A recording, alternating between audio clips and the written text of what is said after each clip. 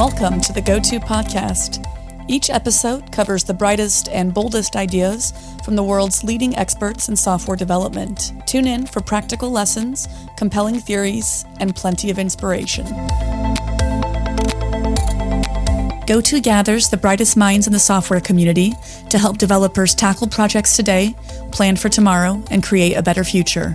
Stay up to date with the latest in tech through GOTO's top-rated events held online and in person in cities like Amsterdam, London, Copenhagen, and Chicago, and by subscribing to the GOTO Conference's YouTube channel, where you can find thousands more high-quality dev talks. Learn more at gotopia.tech. Welcome to another session of GOTO Unscripted. We're here in the beautiful Copenhagen. I live in London, and people in Denmark say it is often rainy and it is often grey, but the weather is absolutely beautiful. But that is of no concern, sort of, except for our enjoyment of the conference. But today I am joined by the one and only Dan at Terhorst-North. Dan, how's your conference going? It's amazing. I've been to a lot of GOTOs. I was thinking about this. GOTO Copenhagen 2024 is 20 years. Wow. My first GOTO wasn't actually GOTO, it was called YOW back then. 20 years ago, first joint talk with Martin Fowler. And at the end of the day in 2004, we were on a panel together. And at the end of today in 2024, we're on a panel together. So I feel like this is wonderful kind of circularity to the whole thing, yeah. So has anything changed in 20 years? No. Yes, but you know, it is interesting. I think, because, and again, I'm going to speak a little bit about GOTO, and I think maybe a bit more broader. The GOTO kind of the YOW and then the GOTO series of conferences have always been where I learn stuff, and where I learn stuff from the horse's mouth. So I first came across Clojure from like Rich Hickey and Stu Halloway talking about it at GOTO. HTML5, when that came out, the folks who were actually building it were here, and so on, right? And this morning, Sophie, who invented the AMD chip layout, is standing on the stage talking about the history of these chips. It's just bonkers. 20 years. I think the biggest shift is if you look at how software delivery works. I think there was 20 years ago, this Agile movement thing was very new, was very nascent. The world it was in was very structured, was very gated. It was really weird, right? It was not what the rest of the kids were doing. And it was seen as very maverick and irresponsible and all that kind of stuff. And in fact, the panel I mentioned, I remember there was a chap on there from the US Department of Defense. And he was busy telling us how we should run projects, and Martin and I were sitting on this panel going, no. I'm afraid we're going to find no middle ground at this point. And you play it forward, and certainly in most of the organizations I see now, it is really unusual not to have cross-functional software teams. People working together, solving a thing. They're not kind of, take this data and convert it and shove it into that thing over there. It's build this feature that's going to have this capability, and if there's some database stuff, do the database stuff. If there's some UI stuff, do the UI stuff. The fullish stack, it's not real full stack, but the fullish stack is normal, and that's exciting, right? And you see a lot on the socials these days about, Agile is dead and Agile as well. I look at it as like it's just become so normalized that it's not that interesting a conversation anymore in a good way, right? Why would you keep talking about the fact that we have clean running water when we've had clean running water for decades? But the clean running water people, aren't they like a stuck record? When they started, we didn't have clean running water. But guess what? Yeah. I think that's entirely applicable, and that sort of keeps happening in a way. As you say, it's a good thing. When something becomes that ubiquitous and that useful and that everyone cottons onto it, and of course, not to denigrate marketing in any way, but when something becomes successful and good, it also becomes a marketing term, and everyone wants to be, agile. Everyone wants to be, in air quotes, something else. Yeah. And so it seems that agile then becomes everywhere, and then people use agile in the wrong way, and then that's sort of agile's fault rather than the implementation of agile. But in 20 years, nobody would think about deploying software in a non-agile manner. But I still think there's still a lot to be done. I think even CI/CD pipelines are sort of backbone of being able to deliver software, as I think sort of in early days, and people are sort of still trying to figure out and build new novel ways to actually deliver software, even though it's been sort of 20 years of the ethos and the manifesto. So 20 years. You also mentioned about seeing the sort of future unfold here at GOTO. Are there any talks or any things which sort of sparked your interest to go, there's the beginning of something interesting? I think beginning is probably a bit generous, but certainly the growth and prominence of something that's interesting is, I'm here for this, right? Is folks like Holly Cummins talking about the economics of software from a sustainability perspective. How do you write green software? How do you write greener code? And it's not generally when the people have had these conversations in the past about kind of environmental impact and sustainability and blah, it's kind of worthy but dull. Yeah. It's like, oh, come on, all this climate stuff.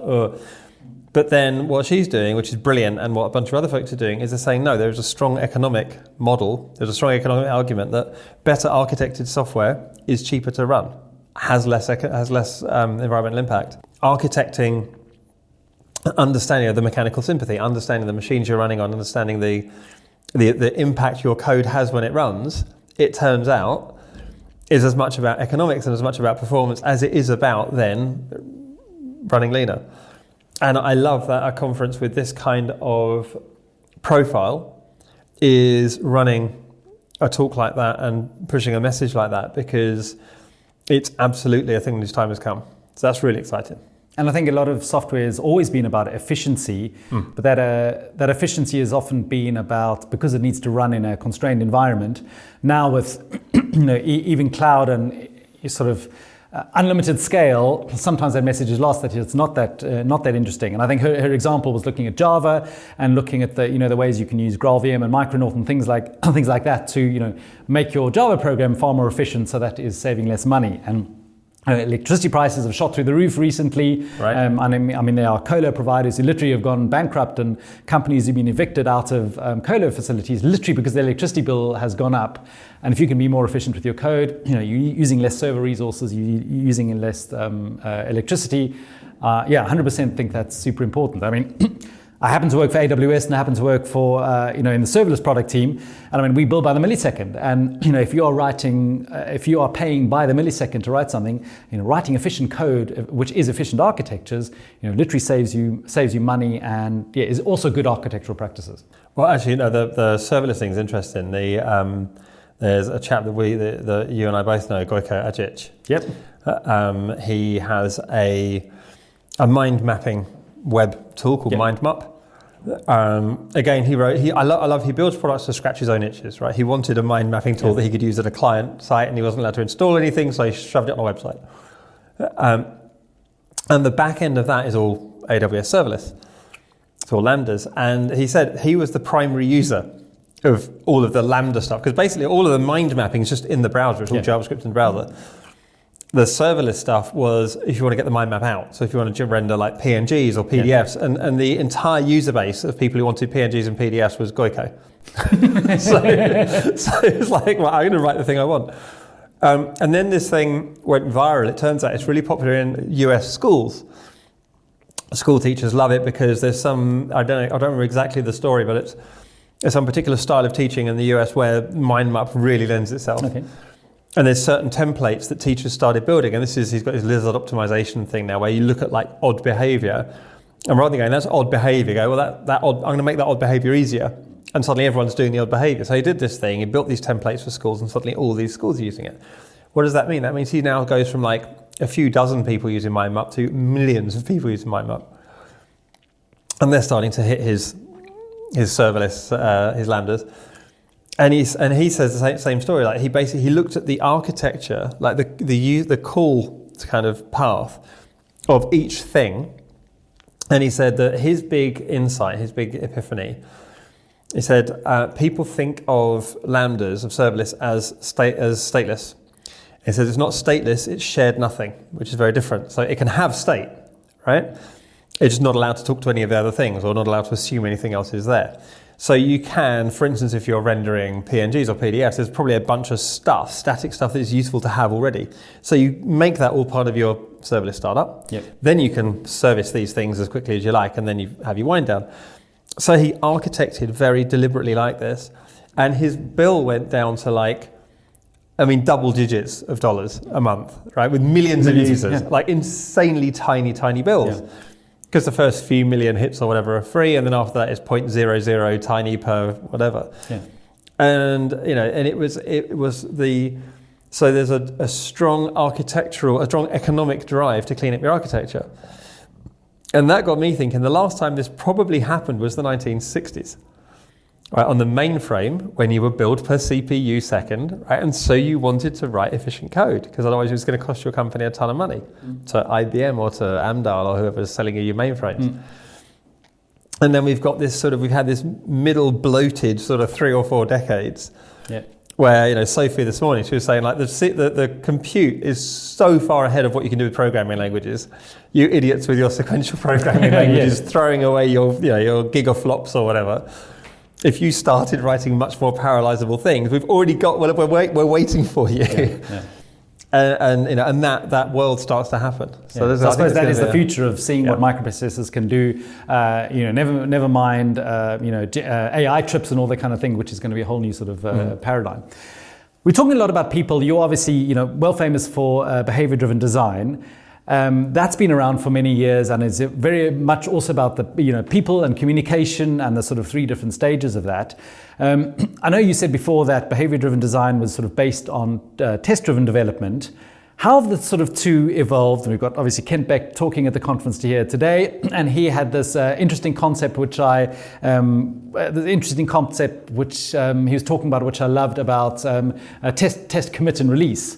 So how if test commit and rollback. Test commit and revert. Yeah, got the wrong. If it doesn't pass, you just lose your work. Yeah, exactly. Yeah. So how does, if behavior-driven development was built on test-driven development, and this is a new way of thinking of the test size, the test part of it, how does a BDD evolve or move and change in a modern time? How should people think about it?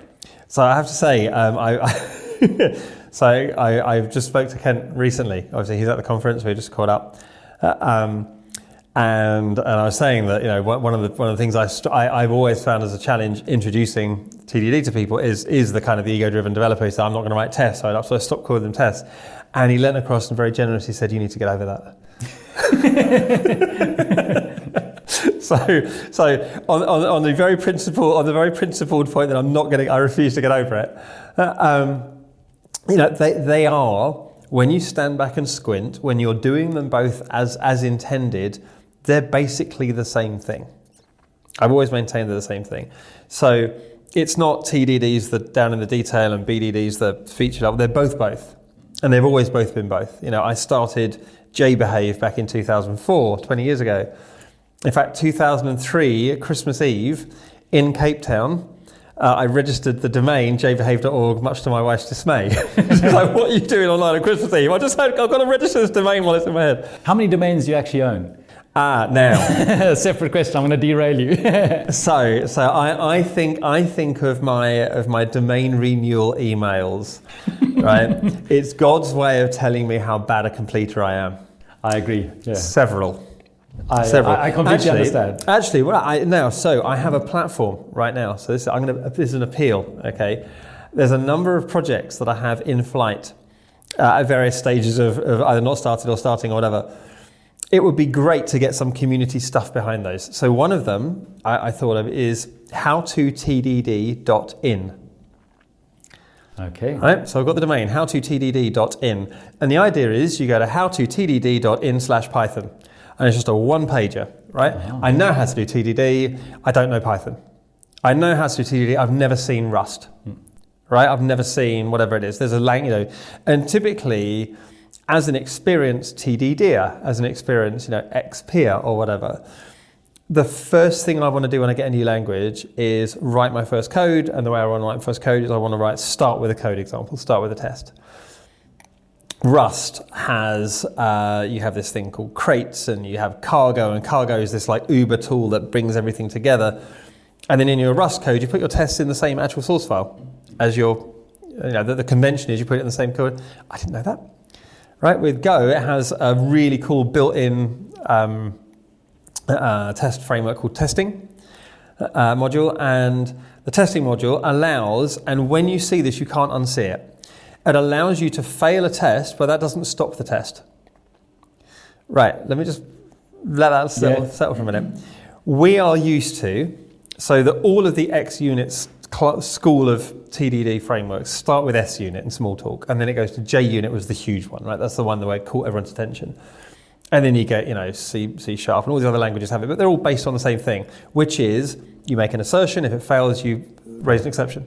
That's it, game over. What Go does is they say, well, that seems strange. Also, Go doesn't really use exceptions like that, okay? So instead what Go does is when a test fails, you just go, yeah, test failed, and you just carry on, which means you can have a whole bunch of different things that you're checking for in the same test, and at the end of it, it goes, yeah, all these things were wrong. Yeah. It's more like an MOT for your car. You take your car in for a roadworthiness test, so don't go, oh, your front light's on, bye, and you go and fix your front light, come back, and they go, yeah, your brakes are... You could have told me that when I was... No, we stopped at the lights. Yeah. No, and I suppose that's efficient as well, because... Right, they do the whole... They test the whole car, and they give you a list of things that need fixing. That's how Go does testing. And I was like... Right, now I want to do that in all the languages. So it's not just the technology bit, it's the paradigm bit. Some of it's different. So anyway, howtotdd.in/languages, right? It's there, it's a repo. I've done nothing with it, right? And so what I love is a bunch of pull requests of people going, I just did Rust, I just did Erlang, right? Because I don't know how to set up Erlang. Anyway, that's one. I have others. Excellent, yeah. Yeah, that's sort of... It's funny, you sort of think of the tests of that and you think of the sort of procedural programming where it's a step by step, and when it fails, it errors out. And you think, no, you want to complete as much as you can and then understand, that part may have failed. Give me a report sheet. Yeah. But it also has, if it knows it can't go further, it has fail now. So fail is register a fail and crack on, right? Fail now is, we're trying to do some database testing, I can't even connect. Can't complete, I'm out. Yeah. Or, I tried to look, that row doesn't, that table doesn't exist. What was the next thing you wanted to check? I wanted to check these things over here. Yeah, they're fine. So your report is the test failed, and for these 3 reasons. And you're like, I want that in Java now. So we're at a thing called JGO testing. And JGO testing was more like JUnit 4 style. It was exactly that. It was a thing so you could use JUnit, but with Go style testing. So, and no one used it. Two people adopted JGO testing. This is really helpful. And then, so I'm really good at starting open source projects. I'm not particularly good at growing them. Yeah. Well, I'm good at buying the domain names with great ideas and then not even getting to the following. About a dozen of these that are rolling around each year and going, I still haven't done that. Yeah. You also talk about things every programmer should know. And what are some of the things that every programmer should know? And what are the things that programmers shouldn't maybe know? Right, so this is a wonderful, wonderful Kevlin Henney curated a series of books, 97 things. I always wondered, why was it 97? Couldn't they roll it up to 100, or was there a... I don't know. I don't know the origin of this. But I do know that Martin Luther nailed a scroll to a church door. Yes. Which was 95 things every cardinal should know. Okay. So it was like 95 criticisms against the church. So I don't know if programmers are improving on. I don't know if it's like, well, what's the first prime number above 90? Yeah. I don't know if it was that, or if it was, or if it was supposed to be 100 things, but they only got 97 volunteers. Maybe it's more memorable. Yeah. But I submitted one. Again, I'm not a finisher. I had about 4. I've probably got the other 3 in a file somewhere. And the one that I talked about was coding in the language of the domain. And it was really front of mind for me. I was working on trading. I do a lot of software in banks and trading systems, and I'd just been working on a trading system. And this is around the time Java's got generics, so there's angle brackets everywhere, but it's relatively new into Java. So if you're a Java programmer, they were really unfamiliar and really jarring, and you were still trying to get the hang of your brain parsing them and stuff. And somewhere amongst this code, there was a map of ints to a map of ints to ints, right? And there was a ton of logic around this. We were trying to figure out what this clearly important code did. And it turns out that the map of ints to ints was something like, and again, I'm going to get the language, but like a portfolio, which is basically a book of trades. And you have a portfolio has an ID, and then there's like, I think it was like a country code or something, or a region, which was also an ID. So these are two IDs, really. So like a country ID and a region ID, but they're just ints to ints. And the int in the outer map was a trader ID. Anyway, we've been mooching around this code for literally days, trying to figure out what's going on. What's going on is this, is certain traders are not allowed to see certain other books, right? They call it separation. Yeah. And there's a whole load of like legislation around it. It's like a hardcore regulatory. If as a trader you can see the other side of a book you're trading, right? That's illegal. That's like, you can get massive fines for this. So it's a big deal. And this really critical business rule was locked up in this map of ints to ints, right? And so we kind of just refactored it, Kent style, small change at a time, change it, write the test, change the code, change the test, refactored it out. And we had portfolios by trader. And then we had trader was an object, and we had a trader had a method can see. And can see took a portfolio ID. So this whole map of ints to ints thing, which is if trader.canSee portfolio ID, right, boom. Whole business rule, one line of code. Yeah. Right? So it was kind of where, if you bring the domain language into the code, it's not just that it makes it easier to see what's going on, it means that actual business rules jump out. So that was what I was and that's fascinating, because that obviously sort of brings together, even the other talks here have been about microservices and domain-driven design and all that kind of thing, connecting the business, much closer to the code. Susanne Kaiser's lovely integrating like domain-driven design, Wardley mapping, and team topologies. Yeah. And it's just, and that brings it all together. And that's the exact socio-economic study she's on. Yeah, and that's an example that also a technical person, a coder, can understand the business intent from that far simpler, because they can read it. It's even in English that it exactly. So let me say the thing that sold is probably the wrong word, but the thing that sold domain-driven design to me, I'd come across the Blue Book and whatever we were doing stuff. I was working again in it might have been the same bank, but there was a new project, and the team was very deliberately, very actively domain-driven, domain modeling and knowledge crunching and all that good Eric Evans stuff, and we were like really kind of focusing on that. And there was a moment, and I was sitting here, I remember this so vividly, I was sitting here, there was a pair of developers there, and they were talking about how you price an order. And it turns out the domain of pricing orders can get quite complicated, right? And they're talking about how you're going to price an order, and they're getting quite animated because there's some gnarly logic going on. Someone else walking behind the desk behind them leans in and says, "That's not how you price an order." Like, how do you price an order? And so this person's chatting away, explaining how to price an order. And while he's saying it, these two folks are sitting here, and these two folks were discussing the code, right? This trader was talking about how you price. None of them knew that the other one wasn't talking about the thing. Yeah. These folks thought that this person was talking about the code. They thought that these two folks would, and I just went, wow. Right, that's how it should be. Yeah. Right, you shouldn't know whether you're talking about the code when you're discussing how it works. I was like, right, I want that every day on my projects. Yeah, that's it was a thing of joy. Yeah. Analogy, because ultimately all of IT and all of programming is about solving business problems. So when there is a language discrepancy or a difference in understanding between the two, things are just not going to work. You're having to do translating in real time in your head, and it's just nuts. Yeah.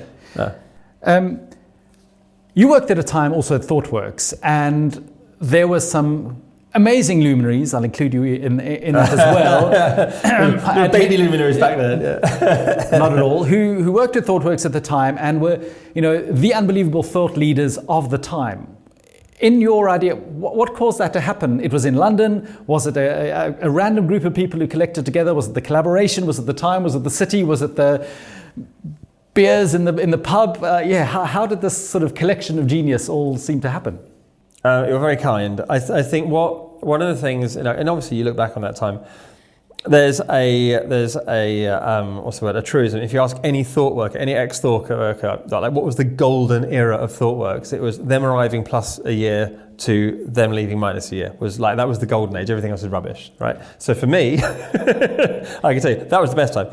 No, it was. So even to name names, because right. People who don't know who work at ThoughtWorks, that's sort of assuming. So ThoughtWorks, global software consultancy. When I joined, my technical interview was a chap called Matt Femmel. I didn't know any of these people, by the way. I didn't know any of these people. There's a chap called Matt Femmel. Matt Femmel invented continuous integration. Well, he wrote cruise control. He wrote the first continuous integration server, right?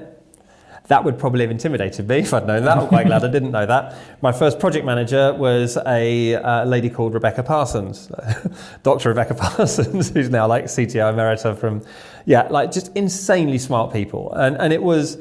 Yeah, I'm Martin Fowler, James Lewis, Sam Newman. So hang on, I haven't got there yet, right? Even more. So I was tech hire number one in London. So when I joined, there was an MD, there was a salesperson, there was an office manager, and there was me. There was a business analyst who kind of arrived and left shortly after. But so I was the first tech hire. And we grew that. So you paved the way. We grew that office. They had like a sort of an advanced party from Chicago. So we had so the idea of when you're a consultancy moving into a new territory, you land a couple of big gigs. This was a couple of big oil firms, energy firms, and so then you staff that from your pool of smart people. And you send over the best and the brightest because you want to make a good impression, and then you start hiring and backfilling is the idea, and then people can go home and some of them stay and whatever else. So I was the first local hire, and then we started hiring. So I hired Sam Newman, James Lewis. We hired Julian Simpson, the build doctor. I was working at a client, and he was their sysadmin. And I convinced ThoughtWorks that we needed to hire ops people, and they were like, "Well, no, we don't really, because all of our developers kind of do sysadmin." I was like, no, that's true, but they do sysadmin like developers, right? A dedicated sysadmin is a different creature. And they said, well, no, we don't need... And eventually, so the hiring manager in the UK, the head of recruiting in the UK, was brilliant. And she and I cooked up this thing where we invented a job called an environments manager. And we basically wrote down Julian's profile and we put the ad out. He applied. And he arrived and he went out on his first project, and like the feedback after a day was, we need another 6 of these. Right, and so then Julian and I hired Chris Reed. Chris and I hired Jez Humble. Right? So you had like the great and the good of the build world then. But where does all this come from? Where this comes from is necessity. Necessity being the mother of invention. So we would be on client projects. They were typically very lean staffed. You didn't send loads of people in because clients don't want to pay for loads of people. And some of it was quite political or quite technically challenging or whatever. And for a lot of this stuff, certainly in the mid-2000s, you kind of had to invent your way out of it. And as we were inventing our way out of it, we started writing stuff down. So Chris and Jez and myself wrote the build production line, which was the first time anyone had written down, automated build pipelines and single deployable artifacts and promoting a artifact along a. And so, suddenly you're the build guy, right? But just, other people were doing it. We just wrote it down. And then the BDD I was trying to get client developers to do TDD because for me it was like obvious and brilliant. And they were just going, we don't do tests. We're not going to write tests. We're programmers. What if I just don't mention tests? What if I try and teach TDD without using the word? That was a challenge I set myself. And I started talking about examples and blah, specifications. And I was like, of course you do that. That's fine. And suddenly they were doing it. And I was like, this is brilliant. And so I started talking about it at conferences. So BDD was accidental, right? I didn't mean to go out and invent a thing. It was just I was trying to get work done. And around that time, there were 2 big projects. There was AOL, was a UK ISP, or was an American ISP in the UK. And they were just starting to push out broadband. And it was helping them automate all of that. And at the same time, Dixon's, which was a UK high street retailer, they had 4 major high street brands. They were explosive growth, running on creaky old mainframes, and they needed to basically rebuild the whole company from like a technical perspective. And they'd had an incumbent. They made it a 3-year plan. It probably was a 3-year plan. They were over 2 years into the 3-year plan. They had 0 lines of code. 0. They had shelves and shelves of documents, about 10 months left, and they knew that their systems weren't going to get through Christmas, right, their peak. At which point they phoned ThoughtWorks and they said, look, we're stuck. And then we sent a couple of folks in, or they sent a couple of folks in. And they went, yeah, you really are. We're not touching that. And then what happened was they said, look, we can do this. We can build, and this was like EPOS in the stores, supply chain, stock, order processing, basically building a company from public static void main, right, outwards. We can do this. It will be ugly. Right, we will cut corners. Right, we will hack and slash our way through this. Deliberately, we're going to leave a load of markers along the way. We will only do this if you promise we then get to do it properly after Christmas. Yeah. Right, and they did. They were super grown up about it. It was a brilliant collaboration, and so they did. They built the Dixon's whole thing. And it really, at the time, it was one of the biggest software projects in the world, let alone Agile. Like, you had teams in UK, US, India, multiple teams, multiple offices, follow the sun development. Rebecca Parsons started as the tech lead, handed over to Dave Farley. A single build, Matt Femmel built the build, right? Single build, single source repository, bunch of teams all around the world pounding on this thing, yeah. Dave Wally, who became COO, he was the delivery lead on it, basically ran it like a military operation. It was incredible, the stuff they did. And as we came out of it, like days like this, we said, right, some really interesting things happened there. We should capture those. And so a bunch of us started writing down things like blue-green deployment came out of AOL. The single deployable artifact came out of AOL. The DB deploy, the version database changes. Sam Newman had been kind of, pioneering this stuff in Dixon's. And so we had all of the elements of a book. And we're like, this is really cool, we'll build a book. And then one by one we all fell off because we're rubbish. And eventually Jez Humble and Dave Farley kind of took this book over and wrote a brilliant book. They won awards for it, they totally deserved to. And so that's where continuous delivery came from. It was just we had to, right? That was the only way we were going to get the thing done. And I think, I've always said this, you don't learn anything on the easy gigs, right? It can be really, really tough and actually, quite exhausting. You've got to be very careful about burnout. But yeah, basically go into somewhere that's completely insane and completely impossible and fix stuff and then write it down. So yeah, the whole CD process, whole CI/CD process, software delivery, part of Agile and everything is a British high street retailer which was not going to be able to sell computer games for Christmas is the reason we have all of this. A lot. But again, there's all of this, and there's a lovely phrase for it that I can't think of right now. But this idea of like concurrent discovery. When you look at what's it called, calculus. Where you've got Newton? No. Who came up with calculus originally? Yeah, so Newton. Principia Mathematica. Yes. And Leibniz. Yes. In Germany. Leibniz in Germany. Both had the same idea at the same time, slightly different vocabulary, yeah. And they both went, actually, that's really cool that we both came up with this. Their respective minions were all attacking each other for like plagiarism and theft and blah, and they were both going, no, this happens, right?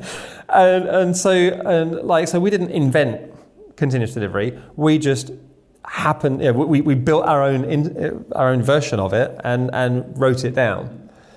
Other people were doing this, like DevOps. The term DevOps came out of a bunch of other folks looking at exactly the same thing. Well, you mentioned about hiring the operational folks, and often I think DevOps is it's a subject for probably another chapter. How DevOps coming together and getting the dev folks to do more operational tasks and the operational folks to do the operations in more a sort of dev kind of mode. But having software delivery, people who coders understanding the operations, and now we've got build it and run it and everything is a radical idea. But I mean, now you look at it and think there's no way you could build software without having an understanding of the operational aspect of it.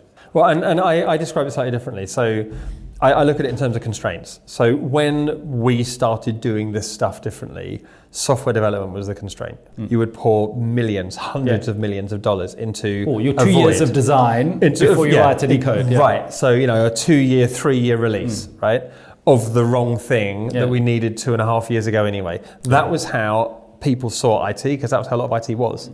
So that was the constraint. So now you broaden that constraint, you elevate that constraint, and you start doing these lightweight, these iterative, adaptive, agile methods. And now suddenly it's not 2 years. It's not even 2 months. Sometimes it's 2 weeks, right? Or you get much more fine-grained delivery. That's no longer the bottleneck. Where does the bottleneck go when we can actually ship stuff? It goes downstream to release. Yeah. If you're releasing every 2 years, it doesn't matter that it takes 6 weeks and involves tears and tantrums, right? Yeah. If you're trying to release every week, suddenly it's under the spotlight. So the constraint moves downstream to operations, and then the smart operations folks get together with the smart dev folks, and they go, well, what did you do? Let's do what you did. So we want to take some of your ideas, like the automation, like the working in small chunks, like the feedback stuff, but we're going to overlay it with our rigor. And I see DevOps is the rigor of operations with all of the tricks, if you like, of XP and Agile kind of stuff. When it's done right, it then becomes this kind of like, we're not going to be the constraint either. Right, and that's where, and this is what Dave Farley and Jez did brilliantly, is they articulated like continuous delivery, is it becomes a pipe, it becomes just a flow. And now it becomes a flow, where does the bottleneck go? It turns out the bottleneck at that point is now upstream. Right? Your business folks, your product folks can't get ideas into the pipe fast enough, because they're used to working in big batches. They're used to like BRDs and PRDs and big wireframes and all this kind of stuff. You go, no, just tell us what you want. Even sketch out what you want. We'll iterate. Honestly, by the time you've told us what you want as a sketch, we've probably written half of it. Show it to you, and then and they're like, wow, can we do that? And then you start getting into like lean UX and lean startup, and so now you're moving it upstream to there. And so it's just a series of theory of constraints. Yeah, and having visibility and being cognizant of that constraints. And funny enough, you have no idea what the next question I was going to ask was, tell me about organizational flow. And you've just, you literally went straight up the chain. I was like, excellent. That's a nice segue. And I guess this is more like my arc in the last kind of 10, 15 years. So I'm 30 years into this, 30 something years into this. And it kind of splits fairly neatly into decades. So first decade developer, and then just various adjectives in front of developer, becoming more senior and doing stuff, right? Then joined ThoughtWorks 2002, and then it's much more working with a variety of organizations, helping them get stuff done. And a lot of their getting stuff done is sitting there coding or pairing with people coding shoulder to shoulder. So in a way, it's taking a developer-focused task and scaling it out to an organization so they can be more effective individual developers in a pipeline organization. Right, exactly. And then so around the sort of mid-2000s, I've always been a bit of a, like, I love the glue, right? Much more than particularly, I've been in like trading environments, telcos, retail. I don't get like particularly excited about a vertical, about a particular domain. Industry, yeah. What I want to do is glue stuff together. Right, so I'm a build nerd, a release engineering nerd. I love all that stuff. So at one point with AOL, we had a build team of 8 people. And the 8 people were like, Chris Reed, Jez Humble, Julian Simpson, just insane. Dante Briones, just some brilliant people. The Avengers of build pro. It really was. And I still describe it as 8 too many people for a build team, right? Your build team should be no people. Yeah. But out of that came, as I say, a lot of the patterns that ended up in the book, the blue-green deployments came out of that single deployable artifact, the paper, the build production line paper. So the kind of the release engineering and the build engineering piece. And so I was kind of starting to pan back a bit, and it wasn't like writing software is okay, but written software is useless unless it's live, right? Live software is useless unless it's solving a business problem. Live software that's solving a business problem is useless unless you get the feedback to figure out, and so on, right? So I started panning back to how do teams work, how do teams of teams work.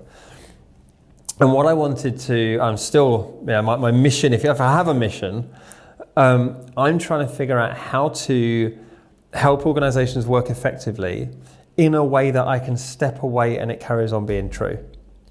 And I'll tell you why that is. When I was at ThoughtWorks, and it happened again and again, and it wasn't their fault. It wasn't ThoughtWorks' fault. It wasn't anyone's fault, but this kept happening. Is you'd go in, you'd write great software because they had very great, brilliant engineers, and they would typically work with a team. And what you saw, and James Lewis is also at this conference. I'm so fond of James. James was one of my very first kind of folks that I met him in ThoughtWorks and thought, man, you're going to be special, right? There's something about you. And I got to work in a team with James in about 2007, and the energy in the team changed, right? People were bouncing into work. They were having fun, yeah. And you're like, we did this. We caused these people to have fun. Isn't that cool? And then so you'd step away and we'd go off into the next thing. I remember I went back to a particular bank about a year and a half later, same team, and everyone was just checked out. Yeah. Half of them was had quit. gone, yeah. Half of them had quit because it's never going to be like that again. The ones who were there were just like dead behind the eyes. And I broke my heart. I was like, right, how do we do this so that when we go in there and make change, it's sustainable, it's sticky, it's systemic, right? And that's still my kind of kick now, about 15 years later, this is what I do. I go into organizations, I work with organizations, I'm available. Hit me up on LinkedIn, I'd love to hear from you. I tend to go at a fairly senior level. I get hit up by COOs and CIOs and folks, or CXO -1 or that kind of level. And I don't know why. But they come across my talks, they come across work, or they hear about me or whatever, and they're saying, like, I've got this organisation and it's a bit broken, and can you help? And my default position is always, I have no idea. Right? I have no idea. Why don't I come in and meet you and meet some people and do some listening and see what happens? But that is, for me, that's the big win, right? How to write, being able to write software well, being able to ship it, deliver it, get it out into the world, get feedback on it, that is a necessary but not sufficient part of the puzzle.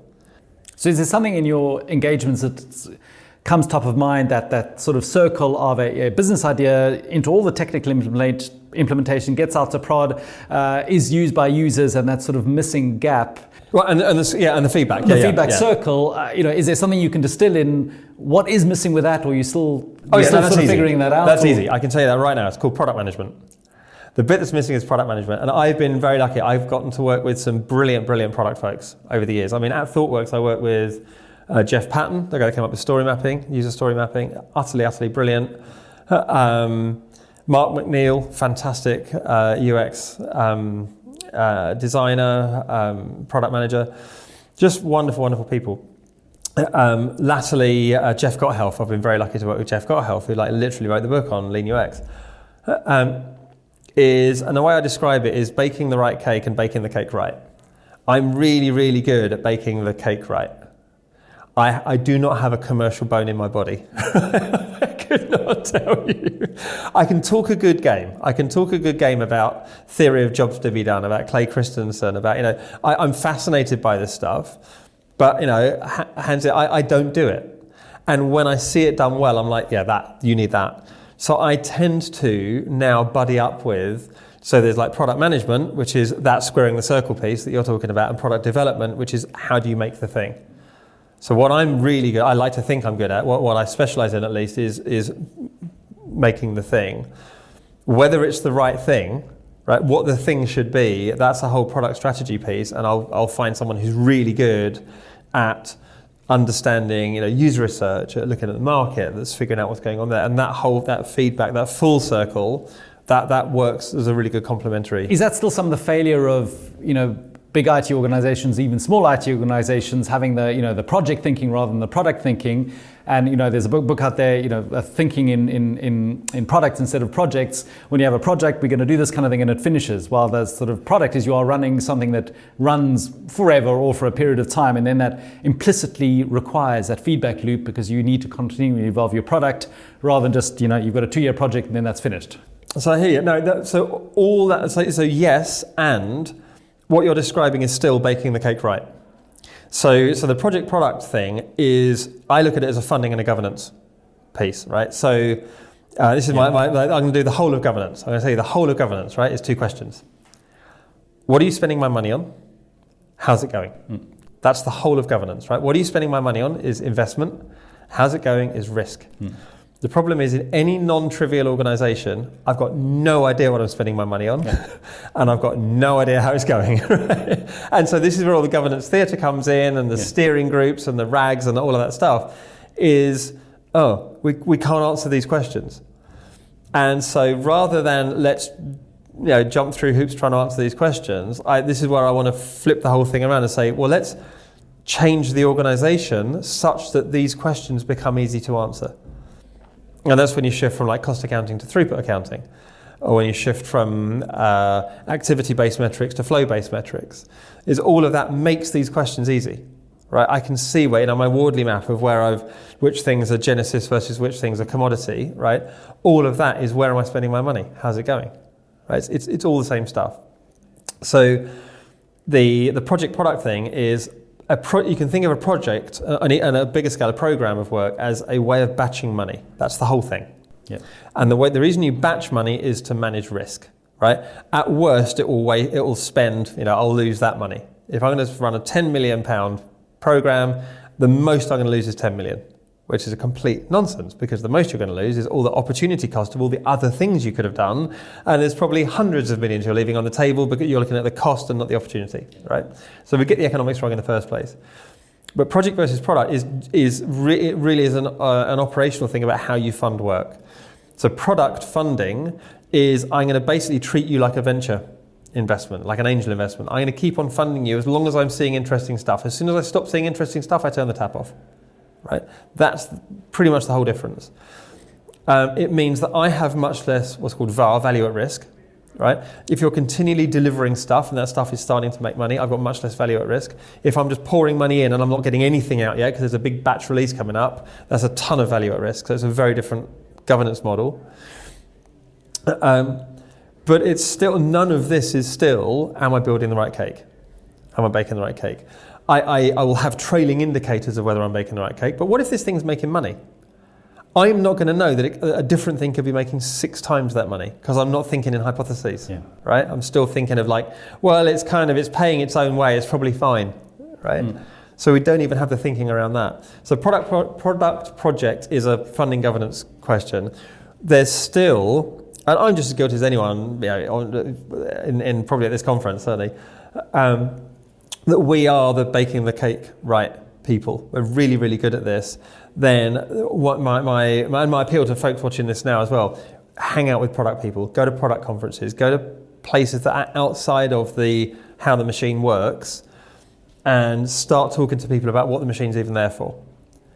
I think when we do that, when you bring those things together, it's really, really powerful. I've seen brilliant product people who cannot execute. Right? They've got all the ideas and they're the right ideas and nothing happens. I've seen brilliant delivery people, like Peter Drucker's lovely quote, there's nothing more wasteful than very efficiently doing exactly the wrong thing. Right? Yeah. And we do that again and again. So, yeah. So your 15-year challenge is still not finished, it's still working all this out? No, it's still exciting. I've got some... But I've spoken to a few other speakers who said, when are you writing a book then? So let me tell you about my undiagnosed ADHD. Let me tell you about my inability to finish anything. You've bought the domain name. Well, no, I have. I'm 12 years into writing a book that has been called Software Faster, which is patterns of effective delivery. I started collating these patterns, curating these patterns about 2011, 2012.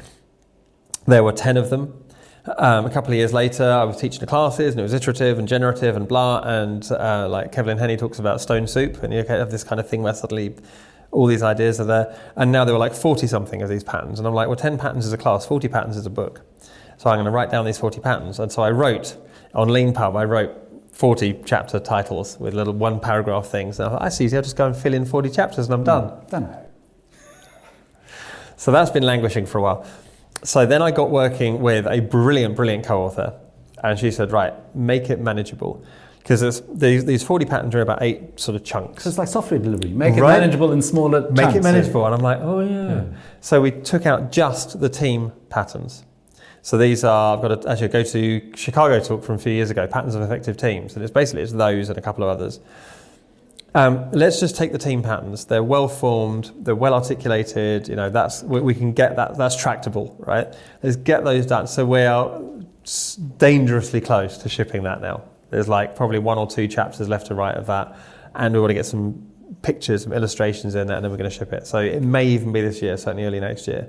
So I'm very excited about that. That'll be the first actual book. I've written chapters of things and like a ton of forewords and stuff. I've never actually published a book. Well, many people are keen and waiting for that as well. So is there anything we haven't spoken about today that you think is top of mind?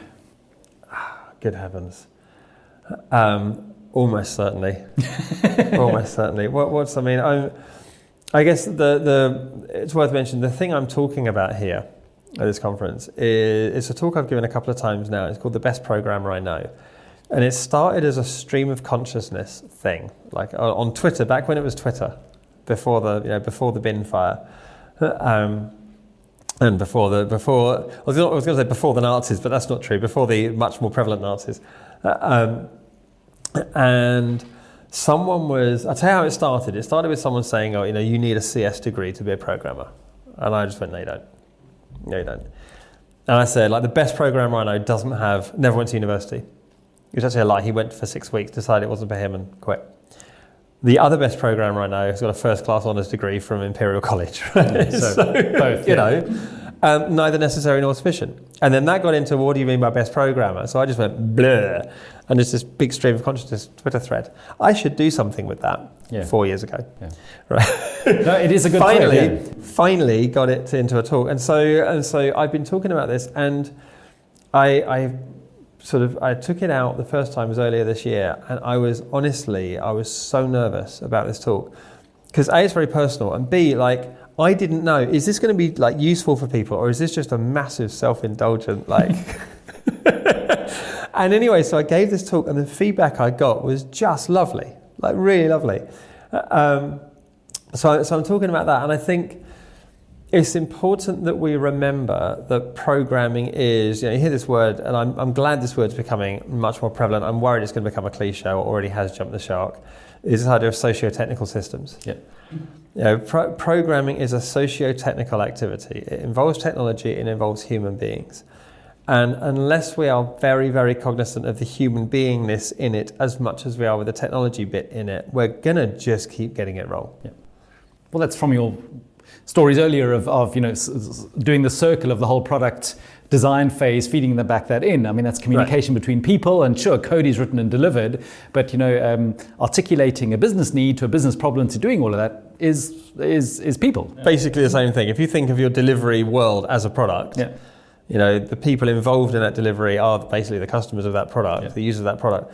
We want to, what do we want to do with that product? We want to affect behaviour change. Yeah. We want to make people have more fun. Excellent. Well, it's been fascinating to chat to you. I think we've got a book to look forward to, more talks to come. Dan North, that's awesome to talk to you. Thanks so much for joining us here today for another session of GOTO Unscripted. Until next time, thank you very much. Thank you. Thanks for listening to this episode of the GOTO podcast.